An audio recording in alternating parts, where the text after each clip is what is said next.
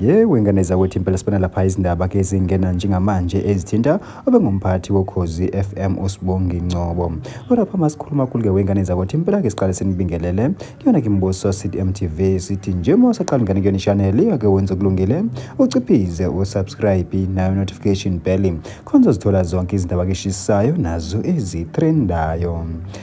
Ke wengane zakwethu impela sibona lapha izindaba ke ezingena njengamanje njengoba ke sokusolakala ukuthi ke umphathi wokhozi FM uSibongi Ngcobo usesulile ke esikhundleni ke emva komhlangano ngobophuthuma bobanjwe khona kosukwini ke la namhlanje. Ke wengane zakwethu impela zona ke lezi ndaba lezi ke ezingakaqinisekiswa njengoba ke nayi SABC ebengakasibhali ke statement iqinikisekisa khona ke lokhu. Ke wengane zakwethu impela ke zinjalo ke ebese niphathele zona kodwa thina ke semboso CDM TV sithi nje awuhlale nathi thina sikulethele zona zishisa sinjengoba zinjalo.